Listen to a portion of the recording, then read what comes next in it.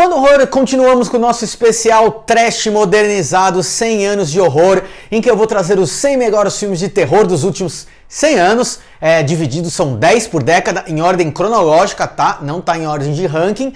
E eu já fiz os vídeos sobre as décadas de 20, 30 e 40, e chegou a vez dos anos 50. Sobe o Teremim. É isso mesmo, o ano em que o sci-fi e o terror se misturou, e o terror ganhou aquela pitada de moderno, deixando o gótico pra trás. Quer saber quais filmes estão na lista?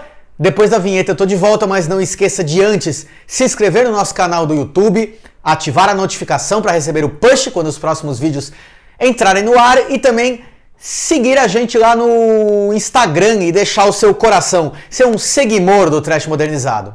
Daqui a pouco eu tô de volta.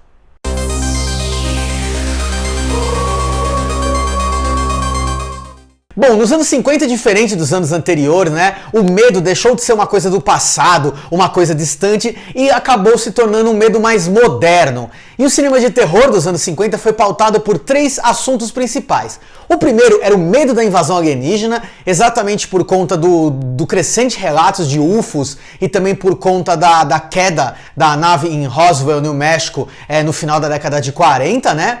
O segundo era o medo da paranoia comunista, ou seja, em plena Guerra Fria, os Estados Unidos estavam lá com medo dos vermelhos, medo dos comunistas, de serem dominados, de serem invadidos e perderem a sua identidade e a sua individualidade. Ainda bem que isso ficou nos anos 50, né? Ninguém mais tem medo do comunismo hoje em dia, né? E terceiro, medo nuclear, né? Já que o homem aprendeu a dividir o átomo e as experiências com radiação e a bomba atômica que foi usada no final da Segunda Guerra Mundial, né? Fez o homem temer os efeitos da radiação tanto nas pessoas quanto nos animais, criando mutação. Afinal, a gente teve até um subgênero chamado Big Bugs, que eram insetos gigantes, que fez bastante sucesso durante aquela época.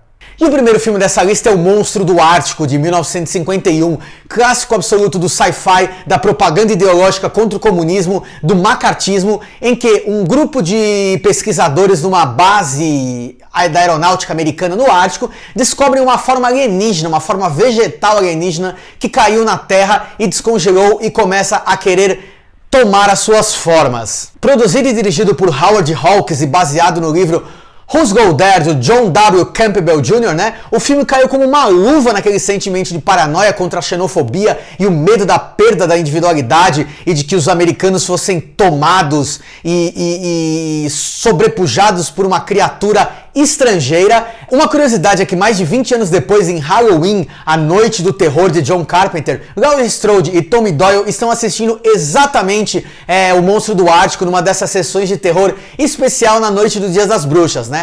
E sem contar que o próprio Carpenter refez a sua própria versão de O Monstro do Ártico em 1982 com o clássico O Enigma de Outro Mundo, um dos melhores filmes de terror de todos os tempos, por sinal. O segundo filme de 1954 é O Monstro da Lagoa Negra, em que a Universal Pictures trouxe à vida o último dos seus monstros, o derradeiro, o Canto do Cisne, que é o tal do Gillman, exatamente o monstro brasileiro, né? Porque a tal da Lagoa Negra vive ali perto do Rio Amazonas, olha só.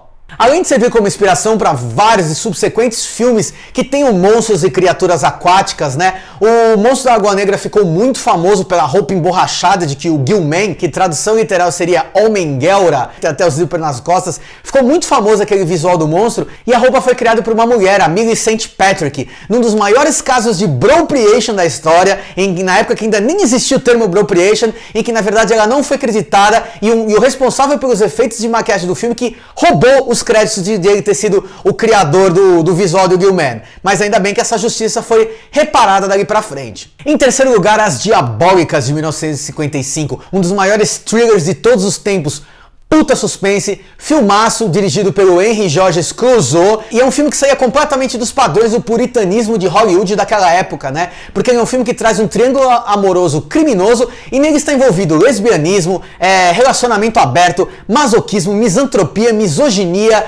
Cara, vou te falar que é um puta filme e ainda tem ali uma pitadinha ou outra de sobrenatural pra deixar o espectador meio encucado. Tudo isso lá em 1955, imagina só. Mensageiro do Diabo, de 1955, outro filmaço, que é o único filme que o ator Charles Laughton dirigiu, Baseado no romance homônimo de Robert Grubb, o reverendo Harry Powell, papel do brilhante Robert Mitchum, descobre por causa de um companheiro de cela que tem uma fortuna escondida e ao sair ele resolve ir atrás dessa bolada, né? Só que ele descobre que o dinheiro tá na mão de 2 crianças. O personagem é um ladrão, psicopata, implícito serial killer de mulheres pecaminosas que utiliza a palavra de Deus, cânticos enfurecidos e sermões para fazer exatamente o mal. E ele ficou eternizado com a forma, vestido com aquele paletó preto, chapéu e tatuado na mão direita e na esquerda amor e ódio. O filme de 1956 é A Tara Maldita. E assim, é sensacional quem deu o nome para esse filme, A Tara Maldita. O que as pessoas vão pensar lá em casa a hora que você estiver escutando esse vídeo no YouTube e ouvirem eu indicando para você A Tara Maldita, hein, fã do horror? Na verdade, a tradução literal seria A Semente do Mal, que traz a história de Rhoda, uma doce, singela menininha interpretada pela Patty McCormack, que na verdade seria a filha perfeita que todos queriam ter. Educada, honra os pais, lava a louça, mas na verdade ela é uma psicopata, ela é a capeta em forma de guri, aquelas crianças que são ruins, sabe? Sabe criança ruim? É ela, é a Rhoda. Em sexto lugar, Vampiro de Almas, de Don Siegel, o suprassumo, esse sim, da metáfora da paranoia comunista travestida de invasão alienígena no cinema americano dos anos 50. Propaganda anticomunista subversiva no talo. É engraçado, é muito louco como que o presente reflete o passado, né, gente? Essas vagens aliens caem numa cidadezinha americana, né? E aí já começa aquela paranoia, já começa aquela desconfiança se você é você mesmo, se seu vizinho ele é alienígena, se ele é comunista, o que ele é, você tem que denunciar e você tem que lutar pela sua própria sobrevivência enquanto a humanidade, Estados Unidos, está sendo invadido. E é engraçado que no subtexto do filme, todos esses seres alienígenas, eles são desprovidos de compaixão, de vontades próprias, da individualidade, eles só funcionam pelo coletivo, né? Eles só funcionam pela sociedade, eles se tornam autômatos e eles são gerenciados, né? Eles não têm identidade própria, né? No próximo filme da nossa lista, esqueça alienígenas, esqueça comunistas, esqueça monstros gigantes, esqueça radiação, porque é hora do bom e velho goticão, a trevosidade, voltar para o cinema de terror. Eu tô falando de A Maldição de Frankenstein, de 1957, que foi quando a Hammer deu o pontapé inicial na sua versão de trazer à vida novamente e repaginar os clássicos monstros da Universal da década de 30. Além de ser o primeiro filme do célebre estúdio britânico em cores, e a cor é vermelho sangue, né? Ele também é o primeiro filme que traz a dobradinha clássica de Peter Cushing e Christopher Lee, 2 dos maiores atores do cinema de terror de todos os tempos.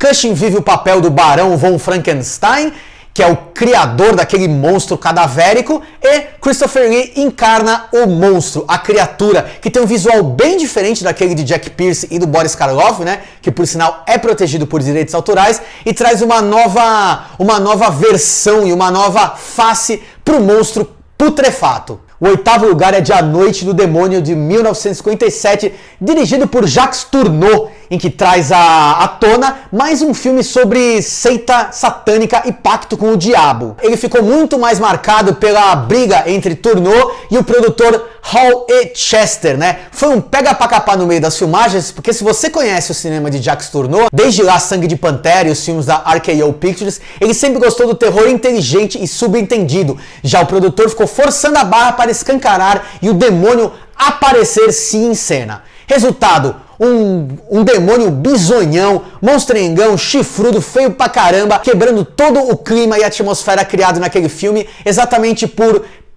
excesso, né? E se você reparar bem no final, na cena da estação de trem, ele foi uma inspiração declarada para o Arraste-me para o Inferno, de Sam Raimi. O nosso nono e penúltimo filme da lista é A Vampiro da Noite, de 1958, também da Hammer, que resolveu investir pesado nos filmes de monstro depois do sucesso de A Maldição de Frankenstein, e foi o filme que eternizou Christopher Lee no papel do Conde, do Príncipe das Trevas, do Sugador de Jugular. Peter Cushing também volta como o Nêmesis do Drácula, o Dr. Van Helsing, o seu arqui-inimigo. Bom, não preciso dizer que Christopher Lee se consolidou como Drácula. Pra mim, ele é o melhor de todos os atores que já interpretou o vampiro e trouxe a ele uma personalidade sádica, vil, violenta e principalmente com a sexualidade aflorada, e ficou marcado durante seus vários retornos ao papel do Conde. Fechando a lista com o 10º filme, que é Força Diabólica, de 1959, que tem o grande Vincent Price no elenco,